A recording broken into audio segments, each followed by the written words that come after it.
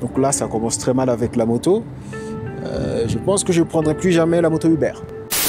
C'est la première fois que j'essaie de prendre le moto d'Uber, de tester, voir ce que ça donne. Et ça commence déjà avec une mauvaise expérience. Si je savais que ça allait être comme ça, j'aurais réservé une voiture directement.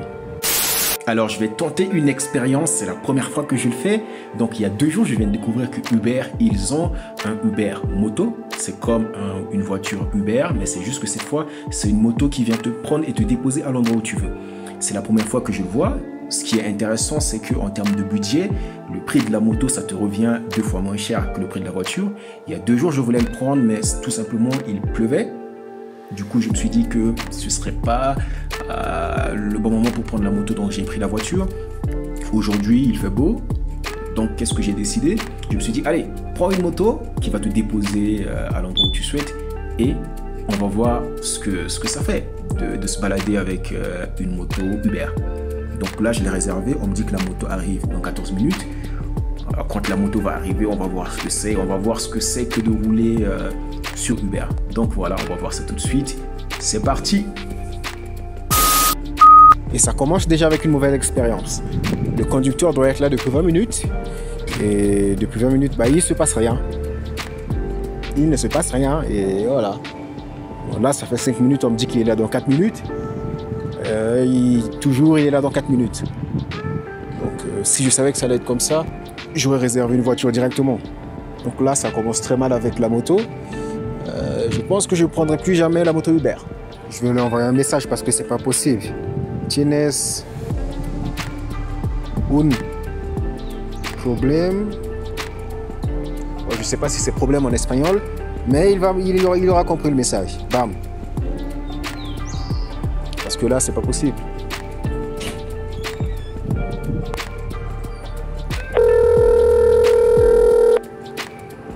Là, j'essaie d'appeler le gars. I try to call the driver,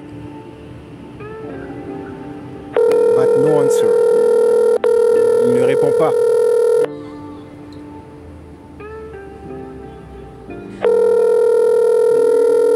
Et le pire, c'est que je pense que là, si tu annules, Uber, ils vont te prélever le prix de la course pour donner au gars.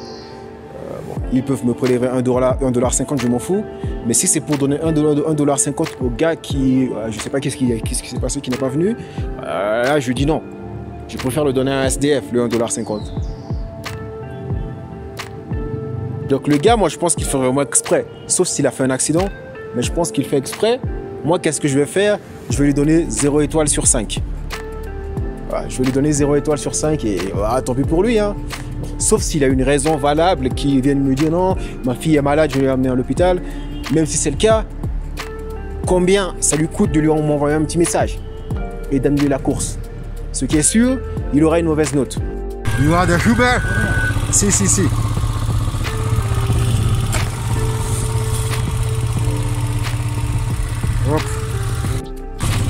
¿Tienes un problema? Porque tienes mucho tiempo para llegar aquí. Ah, creo Sí, que sí. lo que pasa es que la aplicación Oh. Diane. Hop. Donc là, on m'a donné un casque. I'm ready, guy. Oh.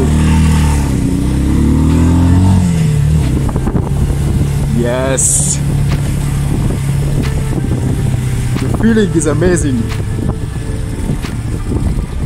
La sensation est ouf. Finalement, je pense que je préfère la moto à la voiture. Hormis le fait qu'ils arrivent en retard. La seule chose qui a perturbé mon expérience avec le Uber Moto, c'est le fait que le conducteur a été extrêmement en retard et il n'a pas pris la peine de me contacter pour me signaler les petits problèmes qu'il a eu sur le chemin. Et je sais maintenant pourquoi il est en retard, parce que il a du mal à lire le GPS. Même quand je suis avec lui sur la moto, on était arrivé à 2 minutes de mon hôtel. Le gars, il a pris encore un autre chemin. En tout cas, il a mal suivi le GPS. Il a pris encore un autre chemin. Nous nous sommes retrouvés encore à 15 minutes de l'hôtel.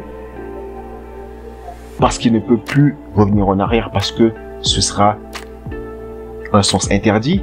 Et donc, tout le chemin de l'endroit où il m'a pris pour aller à mon hôtel, on a dû passer 30 minutes sur la moto, alors qu'en réalité, c'était juste 10 minutes. Pourquoi?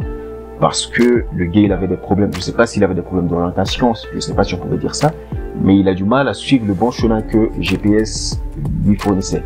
En plus de ça, il y avait également les bouchons sur le chemin, et c'est tout ça qui fait que le gars, il était venu en retard. Mais bon, ça lui coûtait rien de se prendre son téléphone et de m'envoyer un message. Uber permet de faire ça. Moi, je l'ai même appelé pendant que je l'attendais, et il n'a pas répondu. Après, je pense qu'il était sur la moto. Mais vu que le téléphone, il est devant lui, sur la moto, je pense qu'il a vu mes appels. Il n'a pas répondu. Et rien que pour ça, je pense que je lui mettrais, en tout cas, pas une très très bonne note. Mais bon, après, à part ça, j'ai apprécié le voyage en moto. Tu es à l'air libre. En tout cas, tu n'es pas enfermé dans une voiture. Et tu profites de la vue, tu profites du paysage. Ça, je trouve ça top. Et je pense que je prendrai encore la moto une deuxième fois. Même si je dis que je ne prendrai plus la moto. Je pense que je prendrai encore la moto une deuxième fois. Et on verra bien. En tout cas, moi, j'ai kiffé l'expérience, à part le fait qu'il m'a mis en retard. Donc, rien que pour ça, je pense que je lui mettrais 2 ou 3 étoiles. Parce qu'il n'a pas répondu à mon appel et parce que il est largement en retard. Bon, je lui mets 2 ou 3 étoiles. J'aurais préféré lui mettre 2,5. Mais je ne sais pas s'il y a 2,5 sur Uber. 2,5 pourquoi? Parce que j'ai apprécié l'expérience, mais il était vachement en retard. Donc, si vous voulez prendre est-ce que c'est à prendre ou pas? Si vous avez peur de la moto, prenez la voiture. Moi, la moto, je kiffe simplement pour l'expérience, pour l'adrénaline, tout simplement.